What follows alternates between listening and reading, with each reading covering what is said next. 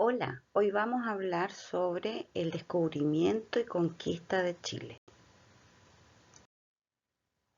Mundos conocidos por los europeos. Durante mucho tiempo los europeos no conocieron nada más allá de las costas que bordean el continente europeo.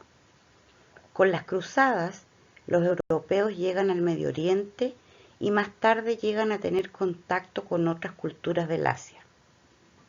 Para los europeos, Oriente se convirtió en una gran despensa que satisfizo los gustos y extravagancias de las clases nobles y burguesas. De ahí que se establecieron importantes contactos comerciales entre europeos y asiáticos. Esta nueva dinámica comercial, combinada con el deseo de enriquecimiento, desató fuertes intereses por el control de las rutas comerciales. El desarrollo comercial.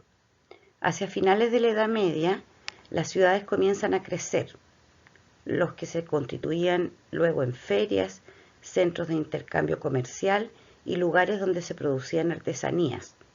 El comercio se realizaba a través de la ruta del mar Mediterráneo del norte, y el comercio con Oriente se establecía con las rutas de las especies y de la seda, permitiendo a los europeos acceder a mercancías como las especias, pimienta, canela, etc., cobre, oro y seda, y que eran adquiridos por los grupos ricos de Europa.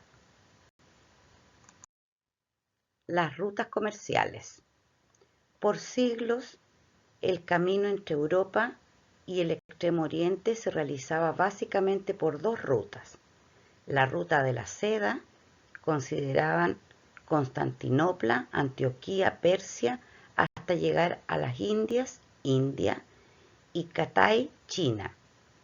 Otra ruta menos peligrosa era la ruta de las especies. Los comerciantes hacían viajes que duraban 2, 3 y hasta 5 años. Cruzaban desiertos y lugares peligrosos para conseguir valiosos productos, como telas de seda, figuras de marfil o piedras preciosas, joyas o especias como el clavo de olor, la nuez moscada y otras. Cambios de mentalidad. Comienza a producirse un cambio en la mentalidad de un grupo de personas. Este ambiente hizo posible encontrar hombres con una nueva mentalidad, abierto a nuevos conocimientos, desafíos y aventureros. Se arriesgaron a ir más allá de la visibilidad de la costa y sin miedo a enfrentarse al fin del mundo o grandes monstruos marinos. Deseosos, obviamente, de obtener riquezas y dispuestos a explotar nuevos mundos, donde el miedo a grandes monstruos marinos o caer a un precipicio al final del mar ya no era parte de sus creencias. Avances en la navegación. La navegación hizo considerables progresos desde el punto de vista técnico y científico que posibilitaron materialmente los grandes descubrimientos. A ello se unió la mejora de la construcción de barcos, nuevos instrumentos en la navegación, como también la mejora en la elaboración de mapas náuticos. Conquista de Constantinopla por los otomanos. La ruta tradicional por Turquía y el Medio Oriente, que se había utilizado por siglos para comerciar con Asia, fue interrumpido. El Imperio turco cerró las vías de comunicación con el Extremo Oriente. Así fue como se comenzó a buscar otras rutas marítimas y se intensificó la navegación en el Océano Atlántico, iniciándose los viajes de exploración. Como nos dimos cuenta, las rutas comerciales eran algo importante en esa época y era cuestión de tiempo para que alguien propusiera una solución alternativa. Veamos a continuación quién fue ese personaje y qué fue, cómo y cómo lo logró. Cristóbal Colón fue un navegante que buscaba que los reyes católicos le pagaran el viaje porque estaba seguro que había encontrado una ruta alternativa más corta hacia la India para obtener los productos más rápido.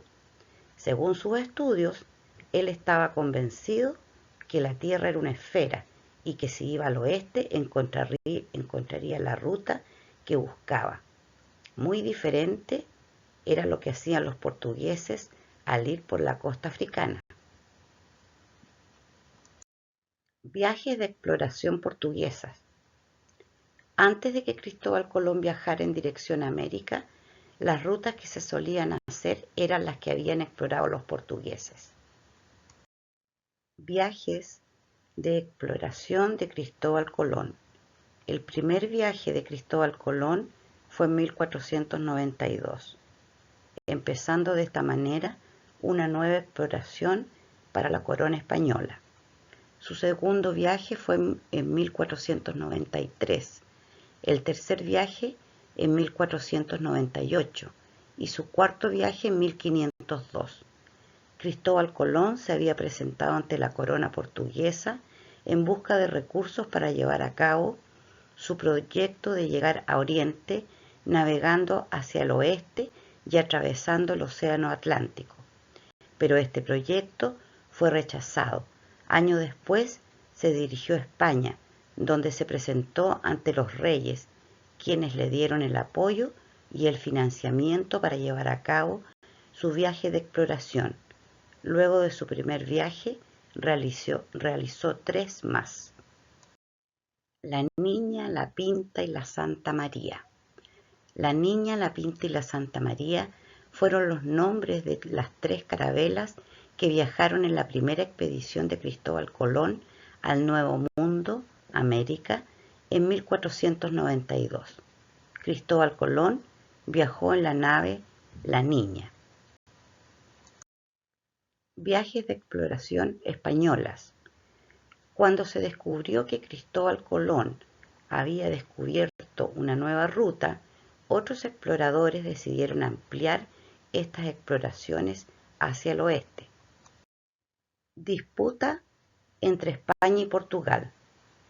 Con el descubrimiento de América y una vez concluidas las exploraciones geográficas que dieron cuenta que Colón no había llegado a Japón o a la India, sino que estos territorios constituían un nuevo continente, la corona portuguesa entró en conflicto con la corona española, que reclamaba la vulneración por parte de España del Tratado de Toledo en 1480, firmado ante el Papa Alejandro VI, que establecía que los territorios ubicados en el Océano Atlántico eran de Portugal y no de España.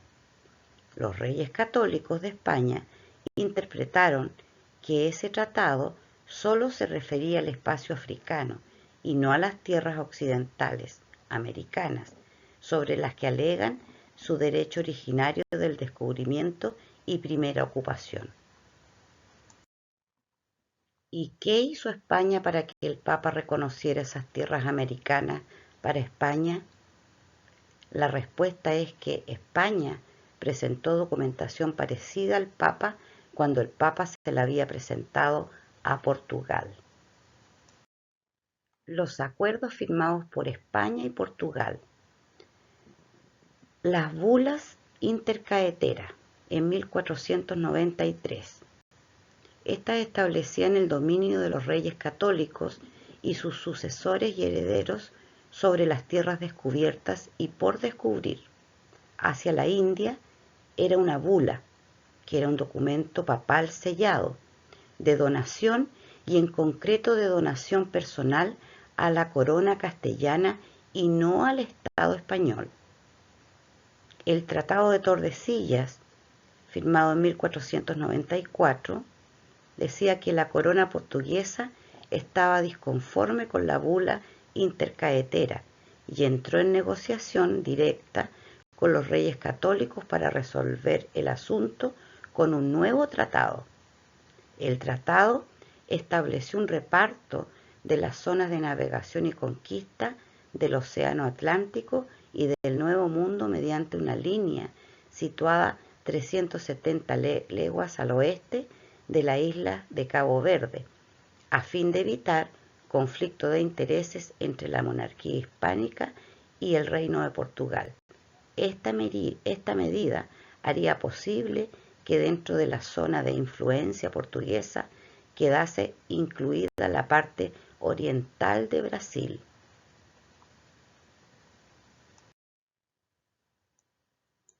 Aquí vemos cómo luego del Tratado de Tordesillas se divide en un tono verde, se ve en el mapa, todo lo que pertenecería al Reino de Castilla, y lo que está en verde más claro sería lo que correspondería a Portugal. Aquí se observa atentamente la simbología en la parte inferior del mapa.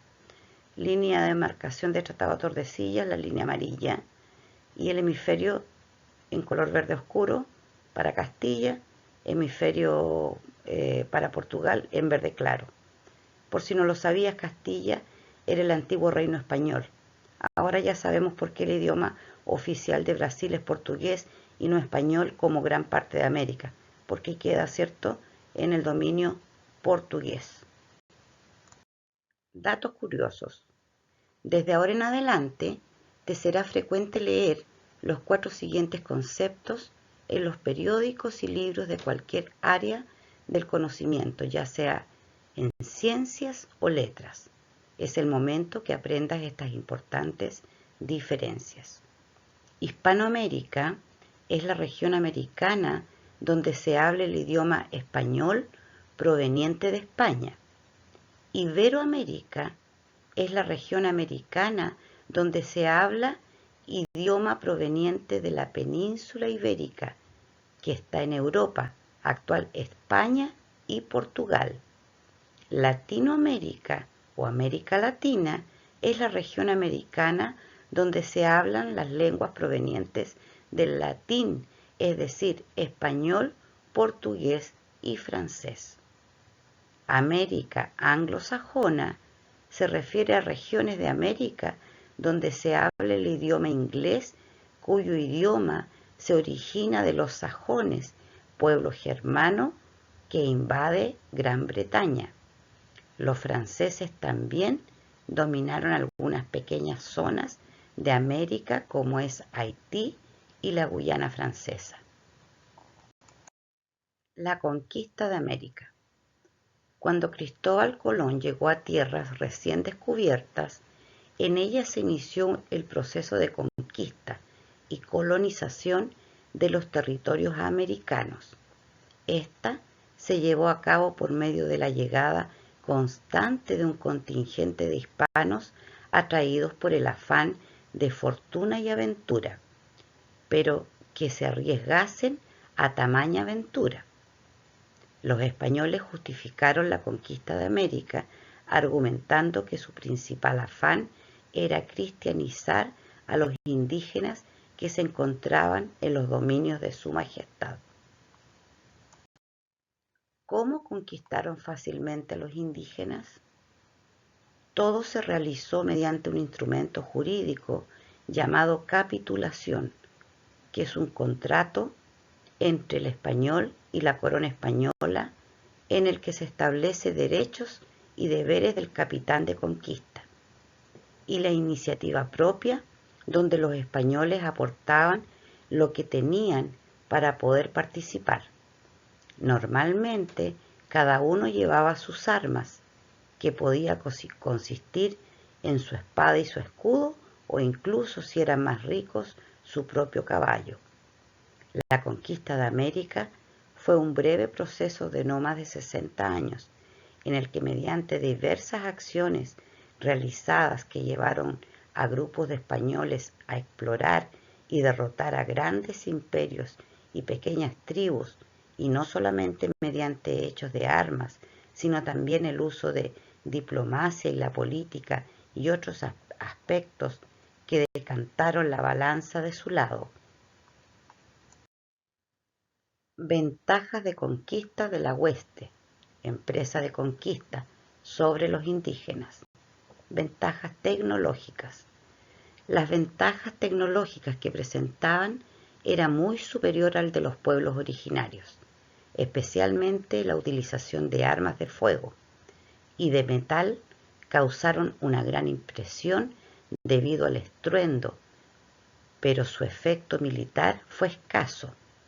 Las espadas de acero y hierro, los cuchillos y las armaduras demostraron ser mucho más efectivos militarmente. Los caballos les permitieron en algunos casos moverse con rapidez y lanzar rápidos ataques. Los españoles utilizaron también perros de presa para rastrear y atacar indígenas y esclavos en la selva y en los bosques. Los cascos y armaduras de hierro que utilizaron los conquistadores constituyeron un importante factor de defensa personal. Ventaja psicológica. Desde el punto de vista psicológico, los indígenas tenían la costumbre de tratar de capturar prisioneros para sacrificar a sus dioses con un objetivo ritual. En cambio, los españoles solían matar al enemigo en el cuerpo a cuerpo, lo que unido a su armamento más eficaz causaba gran mortandad entre los indios. Además, fue común en los españoles la realización de torturas a los indígenas como medio de amedrentamiento e infligir miedo hacia los indígenas. Caso de nuestra historia chilena, lo conocemos como el corte de mano a Galvarino o el empalmamiento a Caupolicán y la decapitación de caciques por parte de Inés de Suárez. Ventaja diplomática. Otro factor fundamental fue desde el punto de vista diplomático, ya que los conquistadores explotaron las diferencias políticas que se daban entre los propios pueblos indígenas. Para explicar la rápida victoria europea, hay que destacar que las grandes civilizaciones de América no eran estados homogéneos, sino que era un conglomerado de pueblos con diferentes religiones, lenguas e identidades, sometidos a diversas formas de explotación y dominación. Por ello, aquel que se enfrentara al pueblo dominante podía ser aceptado como el liberador, y efectivamente las conquistas de Cortés en México y de Pizarro en Perú fueron posibles gracias a los contingentes de soldados indígenas que los apoyaron. Objetivo de las huestes, que eran empresas de conquistas. Desde el punto de vista político, la corona se procuró descubrir, reconocer, explorar, ocupar y poblar los nuevos territorios al dominio de la corona española. La conquista del territorio por medio de la ocupación y el poblamiento se aseguró por medio de fuentes y ciudades. La corona española extendió su poder más allá del Atlántico, convirtiéndola en el imperio más poderoso de la época. Desde el punto de vista religioso, la corona se procuró desarrollar un proceso evangelizador hacia los aborígenes de América, la que fue promovida por la misma Iglesia Católica, materializándose a través de la llegada de distintas órdenes religiosas, como franciscanos, dominicos, jesuitas, agustinos, etc.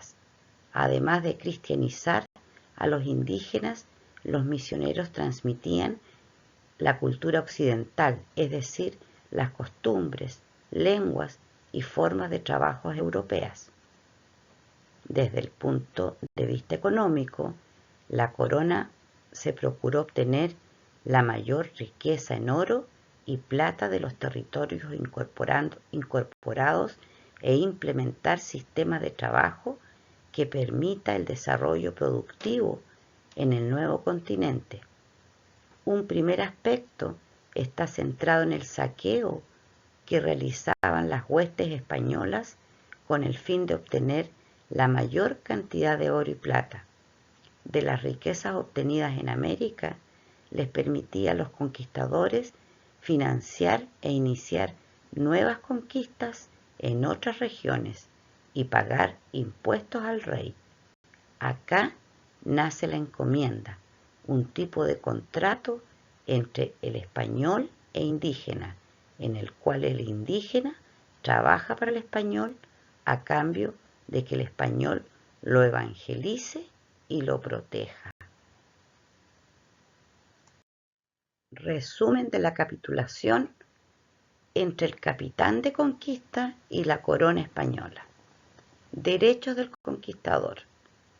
Tiene derecho a poseer indios y repartirlos en encomiendas. Tiene derechos a poseer tierras y repartirlas.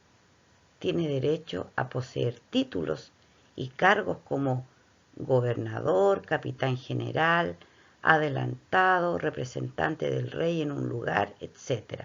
Tiene derecho también a cobrar impuestos y tiene derecho a poseer yacimientos mineros.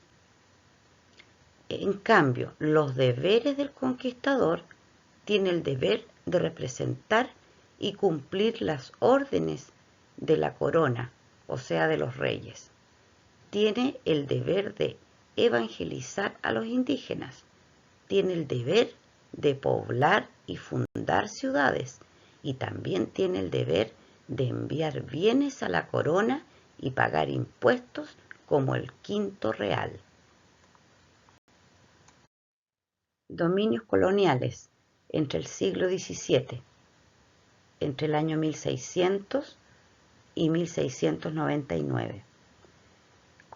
Colonialismo, territorio dominado y administrado por una potencia extranjera. Aquí vemos en este mapa todo lo que está en rojo, ¿cierto? Corresponde al dominio español. Lo que está en verde a Portugal, lo que está en color morado a Holanda, en color amarillo a Francia y en color lila a Inglaterra. Descubrimiento y conquista de Chile. A principios del siglo XVI se desarrolló una nueva etapa en el proceso de conquista española en América. Esta nueva etapa significaba un cambio en el proceso de colonización que se encaminaba a la extensión del poderío español sobre los territorios de la tierra de nadie, que se refería al resto de América sin descubrir. En este sentido, la conquista se desarrolló con rapidez extraordinaria, puesto que en menos de 50 años, casi en su totalidad, el continente americano quedó bajo el dominio español. Expedición de Diego de Almagro. Para el proceso de conquista de Chile, el primer intento lo realizó Diego de Almagro en el año 1535. Salió de la ciudad del Cusco junto a sus hombres y rumbo al sur. Diego de Almagro, que había sido socio de Francisco Pizarro en la conquista del Imperio Inca, invirtió toda su fortuna, oro y plata, obtenida del reparto del tesoro de Atahualpa, para armar una muy bien equipada expedición. Reunió alrededor de 500 españoles, un importante número de esclavos negros y aproximadamente 5.000 yanaconas aborígenes al servicio de los conquistadores. Trayecto de la expedición de Diego de Almagro. En 1535, la hueste salió de la ciudad de Cusco y tras rodear el lago Titicaca, continuó camino hacia el sureste, tomando la ruta de la cordillera de los Andes. Fue una travesía particularmente difícil y penosa. El paso por la cordillera fue desastroso. Cronistas narran hechos como soldados que se les congelaron los pies y a otros que se les desprendían los dedos al sacarse las botas. Los mayores sufrimientos recayeron sobre los nativos que caminaban descalzos. El camino quedó plagado de cadáveres de indígenas muertos de frío. Se calcula que la travesía desarrollada por Almagro alcanzó la pérdida de 1.500 indígenas 2 españoles y 150 esclavos.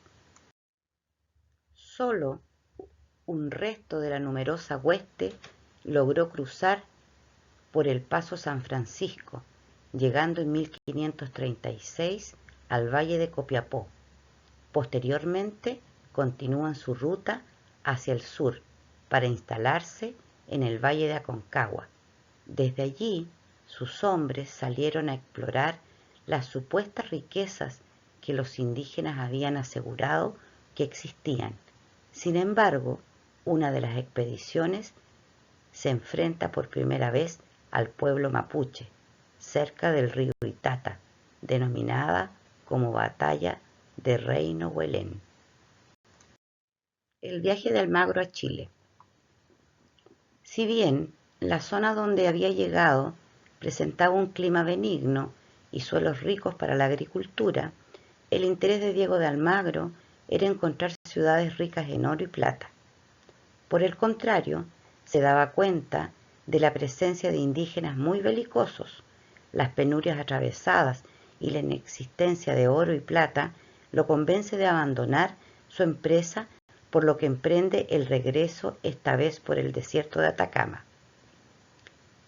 En este mapa se ve el viaje de Almagro a Chile. Se muestra la ruta utilizada por Diego de Almagro y su expedición descubridora hacia Chile. La ruta de Almagro entre 1535 y 1537. Expedición de Pedro de Valdivia.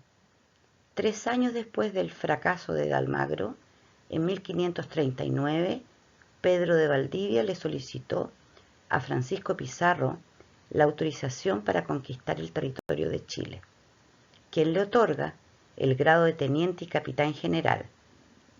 Quería notoriedad y pasar a la historia como un protagonista y gran conquistador. Así que, a pesar de la mala fama que adquirió Chile, vendió todas sus riquezas y pidió ayuda financiera para embarcarse en la empresa de conquista de las tierras chilenas, con el comerciante Francisco Martínez. Trayecto de la expedición de Pedro de Valdivia. Partió en 1539 desde el Cusco, acompañado con apenas 12 soldados y unos 500 indígenas, una mujer española llamada Inés de Suárez y unos pocos esclavos negros. Para la aventura, Valdivia eligió la ruta del desierto, lo que le permitió que fuese más llevadera y segura la travesía. Durante el trayecto se le unieron a Valdivia algunos grupos de conquistadores que venían de fracasadas expediciones. A casi un año de su partida, alcanzó junto el valle del río Mapocho, donde fundó la primera ciudad de estas nuevas tierras, Santiago del Nuevo Extremo, el 12 de febrero de 1541. Este valle presentaba condiciones favorables para establecer una ciudad, y esto se llevó a cabo el 12 de febrero de 1541, cuando Valdivia fundó Santiago del Nuevo Extremo, emplazándose en una especie de isla formada por los brazos del río Mapocho a los pies del Cerro Huelén, actual Cerro Santa Lucía. Había escogido este lugar porque lo consideraba estratégico para su defensa militar. Al mismo tiempo, organizaba grupos de reconocimiento del lugar y establecía relaciones con los picunches, habitantes del valle, quienes aparentemente tenían una actitud pacífica. Cerro Santa Lucía. El Cerro Santa Lucía era un fuerte que construyeron los españoles en 1540. Al estar en un cerro, a los españoles les permitía tener control visual sobre posibles ataques indígenas. Dificultades en el proceso conquistador. Los primeros años de conquista en América fue muy complicado para los españoles. Las dificultades que experimentaron fueron de diverso tipo y caso especial merece el proceso llevado a cabo por las huestes españolas en el territorio chileno, lo que llevó a que el dominio español en el territorio se alargara más de lo pensado. Las principales dificultades que encontraron los españoles en Chile se encontraron con dificultades militares a las que se vieron expuestas las huestes españolas. Fue el escaso contingente militar que participaron en la conquista, ya que en su mayoría no contaban con la experiencia militar, por lo que se transformaron en improvisados combatientes. Además, gran parte de los hombres fluctuaba entre los 30 y 45 años de edad, es decir, personas maduras para esa época. Además, la dominación se hacía difícil con la constante rebeldía o rebelión indígena que abarcó todo el continente americano. Las dificultades económicas se enmarcaban en que nuestro país no presentaba ricos yacimientos de oro y plata, como sí los tenían los territorios que comprendían las civilizaciones aztecas e incas, lo que en definitiva hacía más acrecentar la mala fama que tenía el territorio chileno con respecto a sus riquezas. Los principales yacimientos se encontraban en Marga Marga y en Quilacoya. A la falta de obtener fácilmente oro y plata en el territorio, los conquistadores debieron dedicarse a actividades económicas que requerían de mano de obra indígena, como la minería o la agricultura, situación que se vio dificultada por una mano de obra hostil, por las condiciones laborales a las que eran expuestas la población aborigen y las constantes rebeliones. Las dificultades geográficas tenían relación con la lejanía o aislamiento que se presentaba en el territorio nacional, lo que era acentuado por lo dificultoso que significaba hacer una travesía, por ejemplo, a través de la cordillera de los Andes, situación que fue experimentada por la compañía conquistadora de Diego de Almagro. Otro elemento geográfico lo representaba la extensión del desierto de Atacama, que imposibilitaba que se pudiera contar con importantes suministros para el viaje, y las condiciones climáticas que se daban en esta región agravaban aún más la larga travesía. Las dificultades políticas tienen relación con las características que presentaron las empresas de conquista, ya que éstas, al ser de manera privada, no disponían del apoyo logístico y militar de la corona, por lo que los propios conquistadores tuvieron que ingeniárselas para asentarse en el territorio y a la vez poder someter a los poblados indígenas. Consecuencias e impacto del proceso de conquista. Dominando toda la extensión del continente, se establecen instituciones e inician un periodo de consolidación de la cultura y de las formas propias del Nuevo Mundo, produciéndose muchos cambios en distintos ámbitos, tanto para América como para España. Entre las consecuencias relevantes, por lo rápido y profundo de su magnitud para América y Europa, encontraremos lo siguiente. Consecuencias económicas. Sobreexplotación de la mano de obra. En primera instancia, los aborígenes fueron utilizados como obra de mano esclava, que fue requerida para servicios domésticos y personales como para las labores mineras y agrícolas. Instalación de nuevas rutas comerciales. Con el desarrollo de la economía americana, el comercio del Mediterráneo perdieron importancia. En cambio, las rutas del Atlántico cada vez se hicieron más frecuentadas, donde el trazado de las rutas marinas estuvo influido por razones mercantiles relacionadas con los bienes que los colonizadores extraían en América para ser llevados a Europa y viceversa. Consecuencias sociales y culturales. La imposición de la cultura. El encuentro entre Europa y América inició uno de los procesos más particulares de la humanidad, la formación de una nueva cultura donde predominará en la sociedad americana aspectos como el idioma español, la religión católica, etc., inmiscuyéndose en todos los ámbitos de la vida de los habitantes americanos. Las lenguas indígenas pasaron a un segundo plano e imponiéndose definitivamente el español, pero se conservaron lenguas como el quechua, aymara, mapudungún, nahuatl, entre otras. El mestizaje fue un fenómeno social y demográfico de gran importancia que llevó a la aparición de nuevos grupos étnicos, generado por el proceso de mestizaje, como una de las características esenciales de América, donde se introducen dos nuevas razas, la blanca y la negra, dándose el cruce racial entre indígenas y blancos, que son considerados mestizos, entre negros y blancos, los llamados mulatos, y entre negros e indios, los llamados zambos.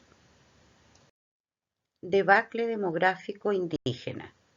Finalmente, una de las implicancias más importantes tuvo relación con el descenso demográfico que experimentó la población aborigen en los primeros 50 años de iniciado el proceso de conquista, causados principalmente por las enfermedades que les transmitieron los españoles y por el trabajo forzado. Consecuencias políticas. La administración territorial.